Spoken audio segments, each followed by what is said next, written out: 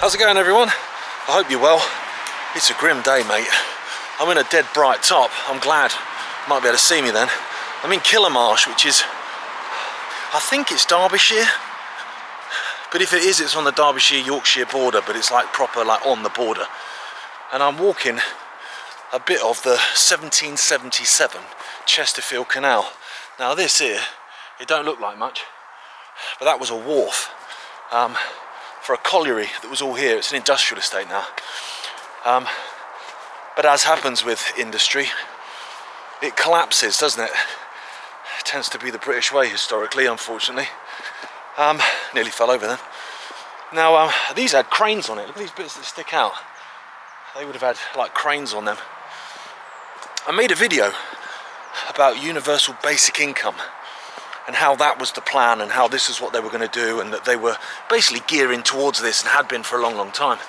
And then what's funny is the next day, ministers announced that they thought that universal basic income would be a great way to soften the blow of basically AI stealing all of our jobs. Perfect time to be talking about it in the middle of an industrial estate which looks like it's seen better days. But yeah, and I heard that and I thought, oh, imagine my shock.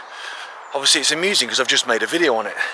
Now, not because I'm Mystic Meg, obviously, but just because they're so ball-achingly predictable. The ultimate way to have control over a population is for them to be dependent on you. That's pretty obvious, isn't it? And so if you can create a system, or rather destroy a system, like an economy, then you can create, it's really muddy, you can create a scenario where people are dependent on you. And that's where universal basic income comes in. That's the real reason behind it. But as with everything, it's always framed as a positive thing, and it's always, they always appeal to someone's good nature, to people's good nature, to try and get it over the line. So in terms of universal basic income, what that's appealing to is the goodness within people that will think, well, no, I don't think people should fall below a level where they can't feed their family and can't feed their kids and stuff. Of course they should be allowed to have something in place that stops that happening, basically, you know, a safety net, basically. That's what they'll frame universal basic income as. That actually, no, nothing changes, the world is what it is, and you can go off and do what you like, you're still as free as you always were. This is just in place so that if you fall to a certain level that you're real close to, you know, poverty. Look at all these kids in poverty. This will just stop that, taking you past that point of no return, basically. And on the face of it, well, yeah, I agree with that. I don't think people, you know, should, if there's enough, you know, wealth in the world, I don't think people should be going hungry, obviously. I think you'd have to be a bit of a nutcase to think that they could, or should. But then it's the same sales pitch, you see, as they use with COVID. It's like, we'll shut down your economy, we'll shut down your businesses, we'll lock you in your houses, we'll destroy your kids' mental health, we'll drive you all to alcoholism and drug addiction and all that kind of stuff that came off the back of that. But, yes, it's bad, but it's to save granny. And so if you don't want to save granny, you're a bad person. So they appeal to your good nature. Then you look at, well, climate change, same thing. Yeah, okay, you know, it's all expensive at the petrol pump and net zero is destroying economies and it's doing this and it's doing that. But it's to save the planet for future generations. And if you don't want to do that, you're a bad person. Oh, okay, all right, well, yeah, take all my money then. Fine, no problem. Do I have to pay tourism tax and travel tax and, you know, carbon tax, and how many taxes have you got? But it's always framed like that. And even the assisted dying bill that they're trying to push through in the UK. I'm walking like John Wayne because I'm trying to avoid the puddles. That's framed in the same way, that it's to stop people dying who are already dying, already terminally ill. It's to stop them dying in agony and you know, excruciating pain, and they should be allowed to die with dignity. So that appeals to people's good nature, which is, well, yeah, of course someone who's dying shouldn't have to die in excruciating pain, like where their whole body's shutting down. Yeah, obviously, but that's not what it's meant for. And it's not just a theory that that's not what it's meant for.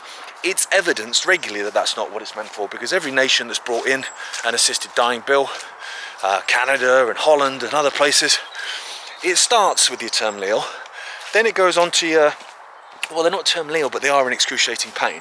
And then it goes to the, well, they're not in physical pain, but they are in mental pain. So therefore, and again, perfectly evidenced by the fact that just this week, a 26-year-old lad, well, it was in December, but it came to light this week. So the news story was this week.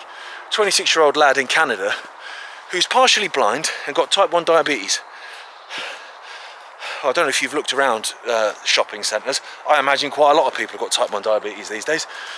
But he was killed by the state. They say euthanised because it's an Orwellian way of saying murdered. Because he was depressed. So he's a 26-year-old lad, partially blind, type 1 diabetes, so there's no terminal illness there, but he was depressed. Okay, well,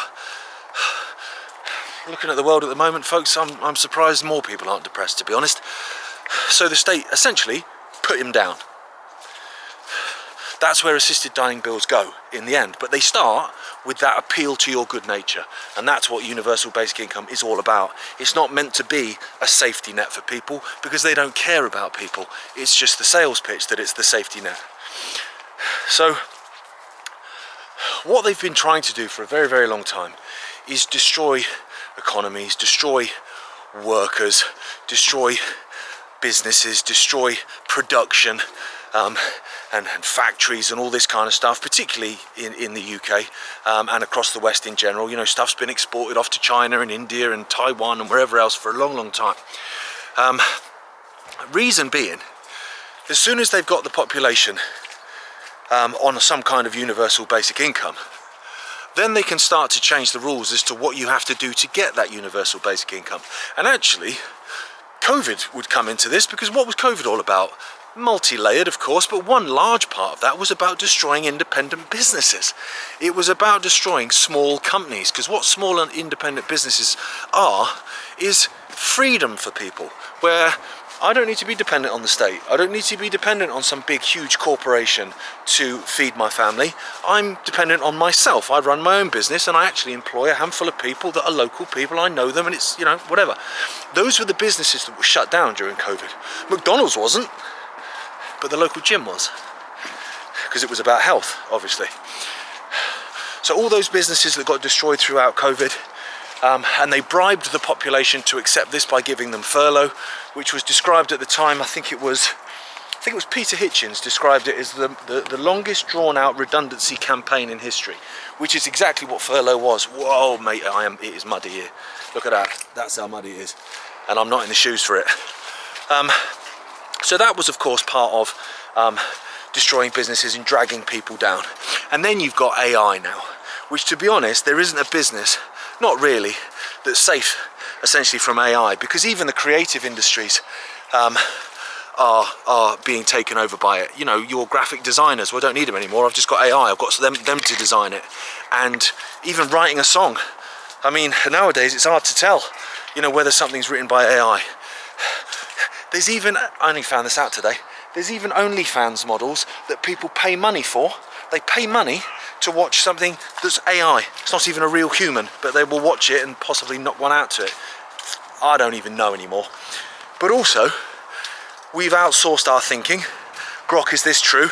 I think I'm going to turn around and go back, because I am literally, look at me, I am literally, that's not going to go down well, is it? We have outsourced our thinking. You know, I've said that in previous videos. You know, Grok, is this true? You see it all the time. Even among the so-called awake that are kind of, you know, looking at a news story and going, oh my goodness me, this is crazy. Grok, is this true? Oh my God almighty, we're asking AI answers now, are we? So it's very interesting that AI has come in and is, you know, destroying jobs and stuff like that, and that now this AI is being used as an excuse by ministers. Look at the state of what I'm doing. This isn't very professional, is it? Don't see Max Egan walking in mud like this, or Jeff Berwick. They're much smarter than me when they do their walk and talks. But yeah, so it's interesting to see ministers coming out and saying that, you know, universal basic income could soften the blow for all the jobs being stolen by AI. The AI that they themselves are saying they are injecting into the veins of the United Kingdom. So it's not even like AI's just come along accidentally and Britain's gone, oh no, we've got to react to this. You've literally invested billions of taxpayer money in it. You've invested billions of the taxpayers' money into destroying the taxpayer. Love it. I mean, it's clever, I'll give them that. Now, what it's all about, like I said, it's all about control. Now, as I said, I've made videos about this before, so I don't want to repeat myself too much, but this is where this leads, folks, right? Here's a universal basic income. AI has destroyed your job, or COVID destroyed your job, or net zero destroyed your job. Whatever excuse it was, it destroyed your job. So here's your universal basic income. Now here's the caveat. You can have that, bear in mind it will be sod all anyway. You can have it, it will be money to basically keep the wolf from the door in terms of death, probably, and starvation. It won't be enough money for you to go off and enjoy your life. It will be surviving, not living. Let's have that right. That's why it also gets my goat when you hear this, oh, the cost of living is up. No, it's the cost of not dying that's crazy. It's not even, because these people aren't living. We're talking about basic necessities that people can't afford, like heating, food. So yeah, you can have this universal basic income. There you go, you can have it. It's not very much, of course, but it's enough just to tide you over. But you've got to do X, Y, and Z. For one, you'll need a digital ID to have it, to qualify for it, for a start. But also, you won't be allowed it if you resist the state. So, on a medical level, which is also all part of this children's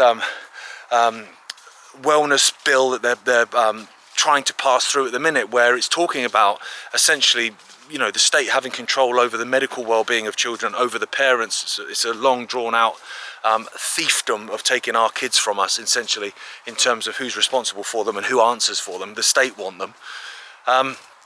So the medical stuff will come into it. So if you're not, you know, up to date on your jabs for whatever pandemic they've made up that month, then you don't qualify for universal basic income. If you say something naughty on social media, sorry mate, little boy, he ain't eating this week because you gobbed off and said something about Chairman Starmer or whatever, or whoever the puppet is at that point in time.